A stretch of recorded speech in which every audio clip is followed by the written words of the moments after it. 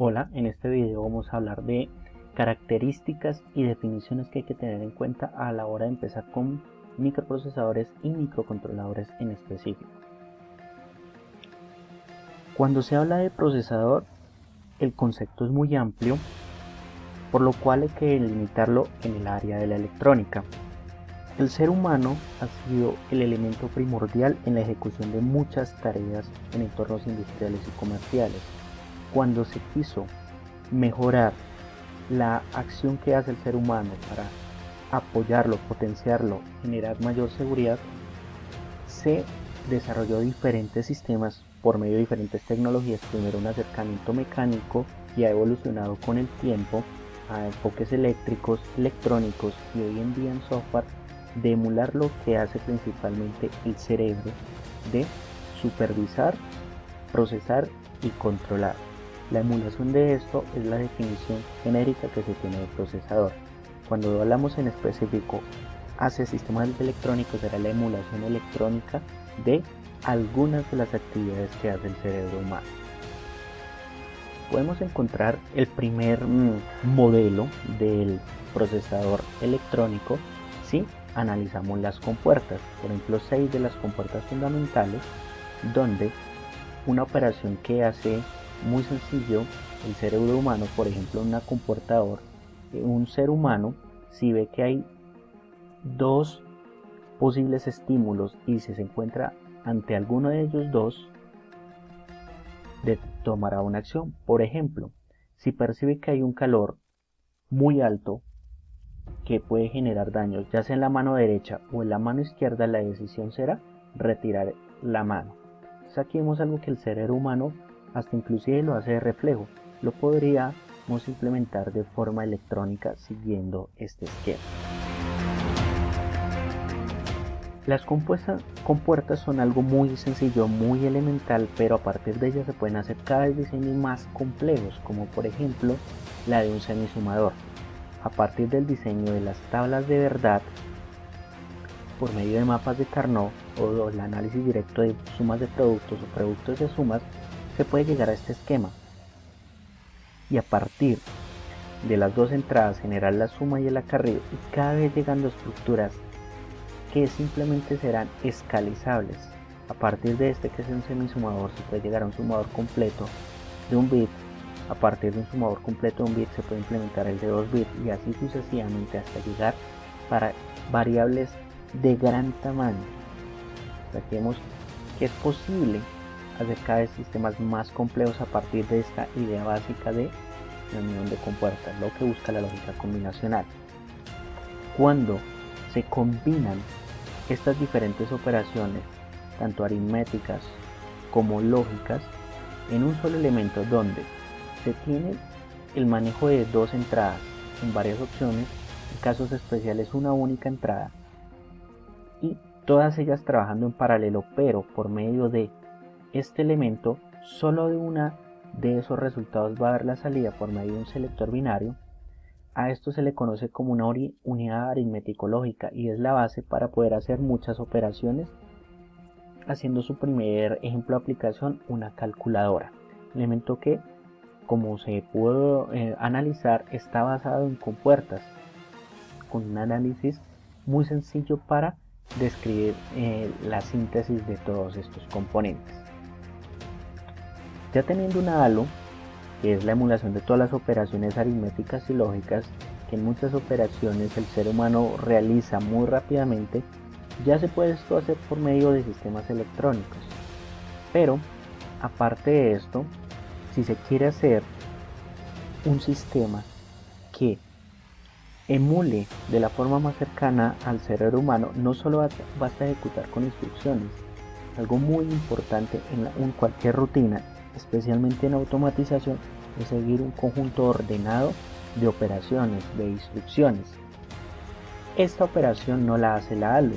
El elemento anterior solo realiza las operaciones, pero no está encargado de determinar cuál instrucción se hace primero, cuál es la que continúa, de dónde provienen los datos de entrada, hacia dónde van los datos de salida.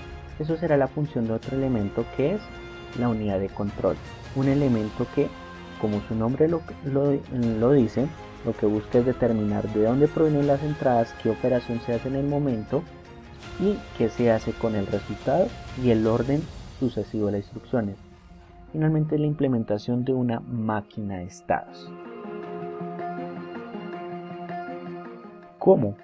La emulación electrónica se basa en el manejo del silicio y la fabricación de diodos y transistores y todas las estructuras cada vez más complejas que podemos obtener, y estos transistores se fabrican en escalas muy pequeñas, pasando por los micrómetros. De aquí viene el nombre de microelectrónica. Hoy en día tenemos escalas más pequeñas, pero se popularizó mucho el nombre de microelectrónica.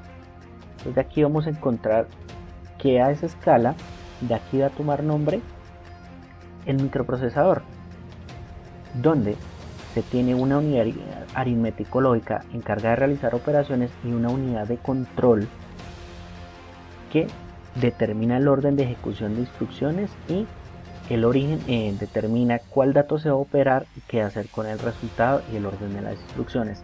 Estos dos elementos, donde la ALU, un sistema basado en lógica combinacional como se puede analizar muy sencillo, y la unidad de control, ya que es un diseño basado en una máquina de estado, será un diseño de lógica secuencial. La unión de estos dos elementos en una escala de transistores fabricados en micrómetros o más pequeños da la definición de un microprocesador, elemento que ya podría utilizarse para muchas aplicaciones, especialmente en áreas de automatización, control y áreas cercanas. Este elemento, diseñado ya hace varias décadas, ha sido popularizado en gran cantidad de aplicaciones, de escalas tan pequeñas como los primeros microcontroladores de 4 bits a escalas tan grandes como tenemos hoy en día los procesadores de 64 bits predominantes en computadores celulares, tablets y otros dispositivos de consumo tanto en el hogar como en entornos industriales. Pero el solo microprocesador no funcionaría. Por ejemplo, si se hace el análisis de un computador, el solo microprocesador requiere poner memoria, donde la memoria tiene la función de colocar las instrucciones. Este elemento puede ejecutar instrucciones, ya que posee una ALU, y puede ejecutarlas en un orden específico dada la unidad de control, pero no tiene espacio o no es su función tener guardadas las instrucciones. Por lo tanto, debe haber un sistema adicional que se encargue de esa función, que en la literatura en general se va a encontrar con la denominación de ROM. Pero como se van a operar muchas instrucciones, también se necesita un espacio de memoria para las variables, que de forma genérica en la literatura se le denomina RAM. Hay muchas diferentes especificaciones y tecnologías para tanto estas memorias, que inclusive hay tecnologías donde la frontera no es tan clara entre RAM y ROM, pero en la literatura se sigue manejando para poderlas distinguir, la memoria de datos y la memoria de instrucciones. En un computador vamos a encontrar estos dos elementos. Ya con memoria, el procesador ya podría funcionar, podríamos ver lo que es cercano a un computador, y obviamente la conexión es que lo da la tarjeta madre.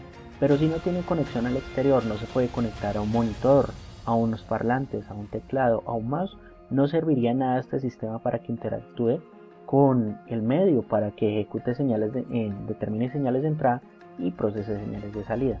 Por lo tanto, es vital un conjunto de elementos de entrada-salida que le permitan interactuar con el exterior. Estos tres elementos, el microprocesador, la memoria y la entrada-salida, son básicos para un computador y esenciales. Que estén los tres presentes y que se conecten de forma adecuada con la tarjeta madre da la base de un computador, más otros periféricos si se quieren funciones más especiales como tarjetas de red, tarjetas de sonido, tarjetas de video, pero estos ya se le conocen como periféricos porque dan funciones adicionales aparte de las esenciales que se requieren con microprocesador, memoria y entrada-salida. Hoy en día este enfoque del computador se sigue utilizando en muchos entornos, de tener los tres elementos por separado y una tarjeta que los comunique, que los integre. Este tipo de soluciones claramente se ve en un computador se ve en el diseño interno de los PLCs y en muchos otros elementos a nivel industrial, donde tiene grandes ventajas. Ser actualizable, se puede añadir más memoria, se pueden poner más puertos dentro de lo posible, inclusive mejorar el procesador sin tantos costos, y se puede cambiar solo el elemento que se quiera actualizar o que haya sufrido un daño. Por ejemplo, aquí podemos ver en un computador o en la tarjeta madre, podemos encontrar el procesador, la memoria y los puertos de conexión. Este sistema, que se encuentra en muchos entornos industriales, sigue utilizándose hoy en día y se conoce como sistema abierto, diseños basados en sistema abierto. Pero, ¿qué pasa cuando se quiere reducir el consumo de energía, se quiere hacer sistemas más pequeños? Los fabricantes vieron que la memoria son transistores, la entrada-salida principalmente son transistores y otros elementos, y el microprocesador también son transistores, todos que se pueden fabricar en escalas de micrómetros o más pequeñas. Se puede colocar todo esto en una sola pastilla de silicio, en un solo chip, y al colocar estos tres elementos, memoria, microprocesador y entrada-salida, en un solo elemento, encontramos la definición de microcontrolador, que de forma genérica es un computador en un chip. Entonces vamos a tener un computador todo en un circuito integrado, pero se pierde la capacidad de actualizarlo, ya que no es posible alterar ninguno de estos tres elementos, ya son fijos, pero se gana en que se reduce considerablemente el tamaño y el consumo de energía. Vamos a tener que los microcontroladores son muy útiles para producción en masa en miles de dispositivos debido a sus bajos costos, inclusive para fabricación de prototipos, y se opta después para diseños basados en esquema de computador o sistema abierto y el bajo peso. A los diseños basados en microcontroladores se les conoce como sistemas cerrados, ya que no es posible actualizarlo o ver los elementos por separado.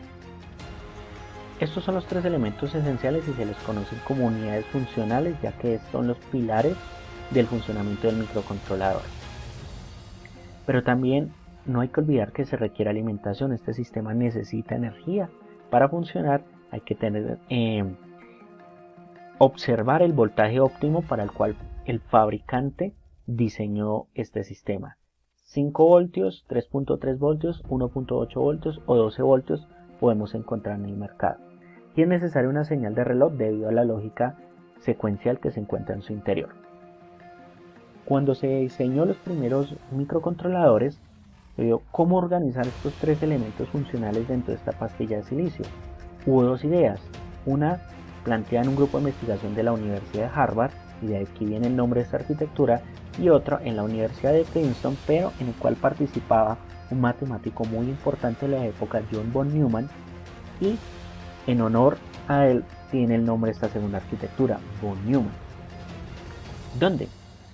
En la primera arquitectura, Harvard se planteó de que la CPU, la entrada, salida y la memoria se conectarían de esta forma. La memoria, que es para datos e instrucciones, aunque es una única unidad funcional, se decidió dividir en dos, para que por un lado se accedan a los datos y por otro lado las instrucciones.